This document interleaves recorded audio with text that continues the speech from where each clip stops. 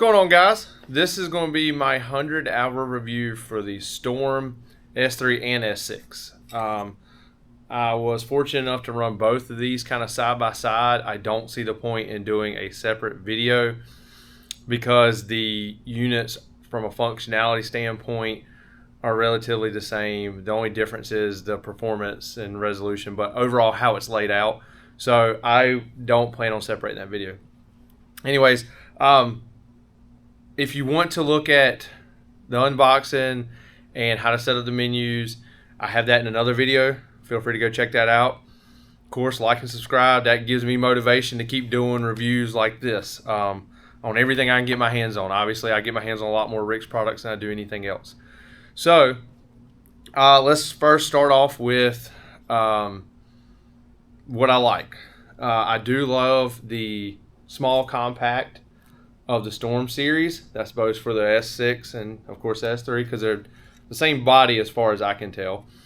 The battery life's pretty good. Of course, they just take 18650 batteries, and I'm gonna just pop this one off so I don't have to sit here and hold this gun the whole time. The QD mount on them is pretty good. I'll get more of that later. The battery life, I have not done a bench test on this. I will say I normally put my stuff in standby mode when I'm in the truck or going from stand or I'm walking, whatever it may be. And of course I scan with a handheld too. So I would say average battery life on these are probably around 4 hours. They do come with two 18650s, so battery life really hasn't been a huge concern for me. Everything I run's 18650s. 18650s are easy to get. Now they are flat top, so they might be just a little bit more. So I just normally pick some up and keep with me. So I'm not really trying to squeeze every minute out of every battery. If I got one that's getting close, it's not even on its last bar. I mean, I've changed them out if I know I'm gonna go do a longer stand somewhere. I got them in my chest rig, so it's not a big deal. And then I can charge 5 or 6 of them here at the house. I don't feel like I'm constantly changing out batteries either. So I didn't pay so much attention to battery life, but I would feel confident to say probably around 4 hours from what I can tell. The door's pretty easy to get a hold of. I do want to bring up one thing I did have an issue with. The only issue I had on either of these units was on the S3. I think I had one of the earlier models. The plunger inside of here was, I think, a weak spring, and how this came about was I would shoot on a lower percentage battery, say around like half, and the unit would just shut off.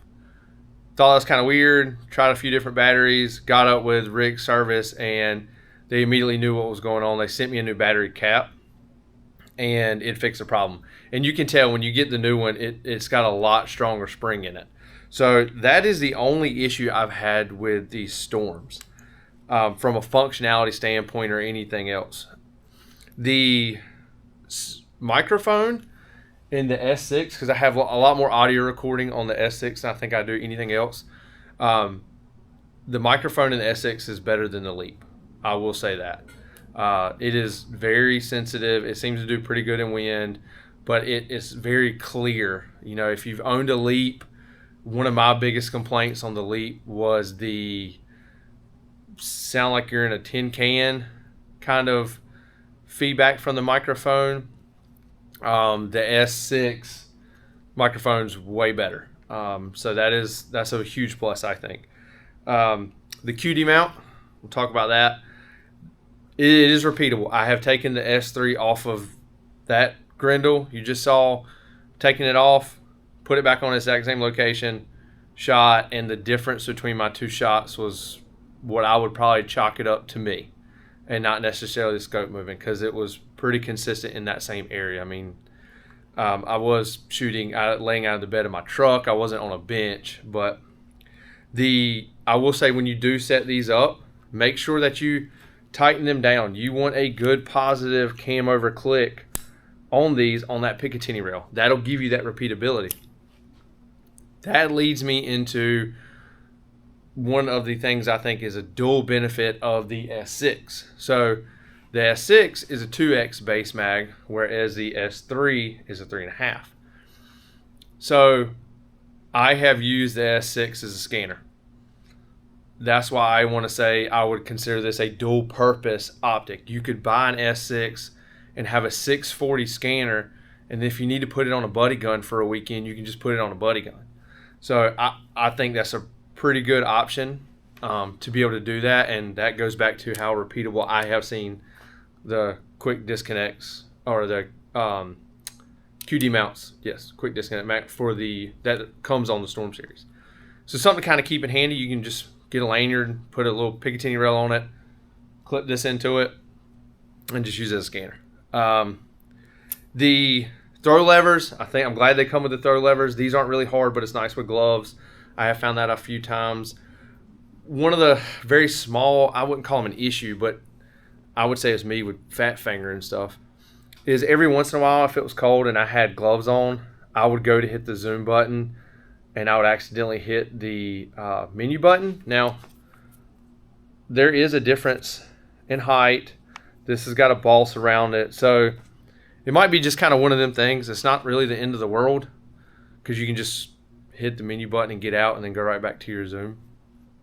So that was something I noticed I did every once in a while on the Storms. The covers have done pretty good. I haven't broken any of those yet. I'm pretty tough on my gear. I have broken several things on other scopes already, but these have been pretty resistant to my wear and tear. That's been nice. I've already broke a few. I can't tell you how many scope covers just on a standard optic I have broke off, and it's just because I'm clumsy and I'm tough on everything I put my hands on. I mean, you can go look at my Leap right now, and we hunted a tournament last weekend, and it's covered in everything. Just part of it. It was a rough weekend. There was a lot of rain. There was a lot of mud. But it's gear. It needs to be put through its paces. Not to go on too much of a tangent, it was pouring down raining at one point during the tournament. We were hunting in it. I was running the ST6, glad it's waterproof, because it was, I'll put it this way, when we left, it was raining so hard, we had to stop truck in the middle of the road because you couldn't see the hood of the truck. While we were hunting in that, I don't know, it's tournament time. You'll do weird things just to get one more coyote. Anyways, sorry. The eye relief is different on the Storms than it is the Leaps. Normally I don't run an eye bellow, but I did like running the eye bellow more on the Storm. I think it's because of just the screen shape versus, the Leaps are more of a rectangle. These are more of a square. It's not a big difference. One thing I do want to point out in regards to eye relief is if you're running an oversized charge handle like this here, it does not hit the door, the battery door, but it does get close. Now, if you're running an ambidextrous, this one doesn't have one, but my other gun does. It's not a big deal. The only reason I want to bring this up is if you go in on an oversized and you're wearing gloves or something, you might feel your finger hit the battery door. It's not the end of the world, but just kind of pay attention to that when you go to mount this scope on your rifle, how that battery door is in relation to your charging handle. That being said, I do not have any issues even with this one being that close because the battery door is above the charging handle of opening the battery door and getting the battery out. So I haven't had any issues there. It's just one point I'd like to bring up for the guys running gas guns and running the Storms. With that being said, I think these are better suited for gas guns. You can run these on bolt guns. I have not done that. I have seen pictures where guys do run them on bolt guns, and they run riser mounts to move them where they need to. I think the Tube Series style thermals are way better for bolt guns. But to each his own. Try it. I mean, it might not make a difference once you're on the gun. I don't know. I don't have any opinion there because I haven't done it. The biggest point I want to make about these two is application. I've had several conversations with guys about application.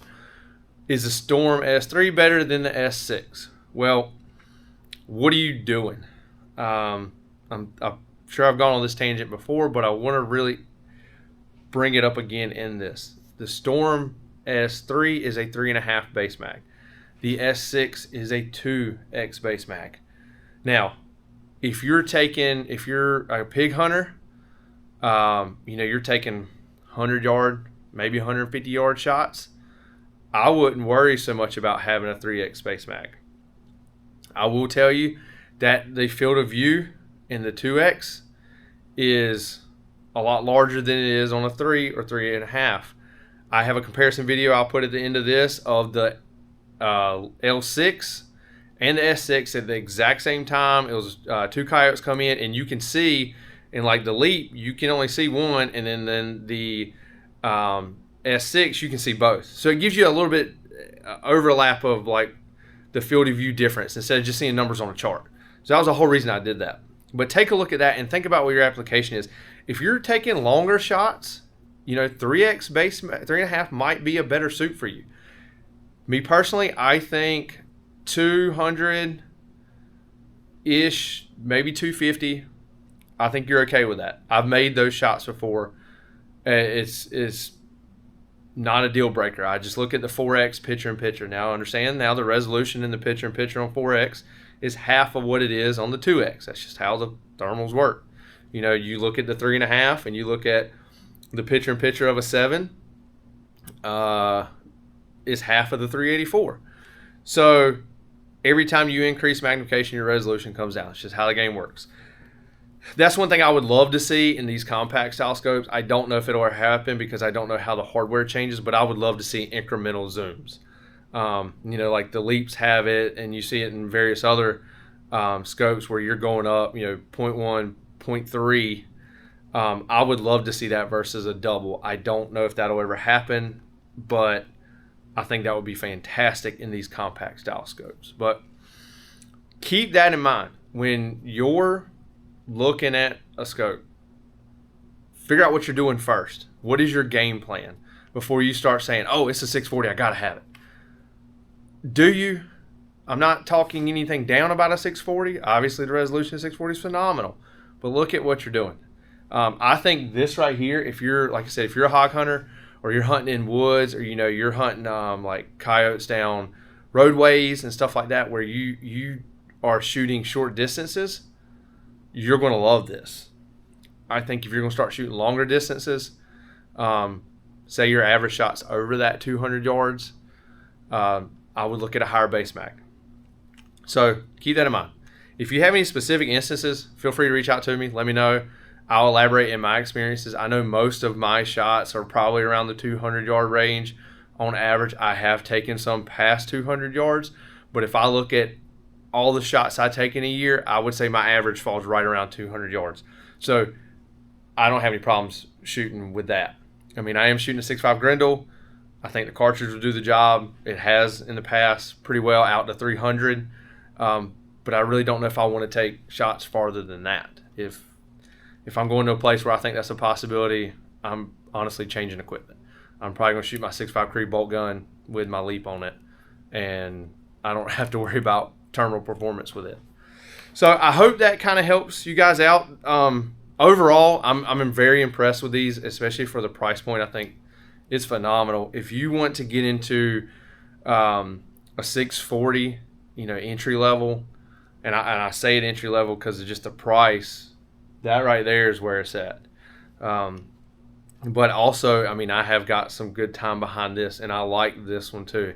I've hunted pigs with this one just because it was on my smaller Grendel, and that one's a little shorter gun, easier to carry around.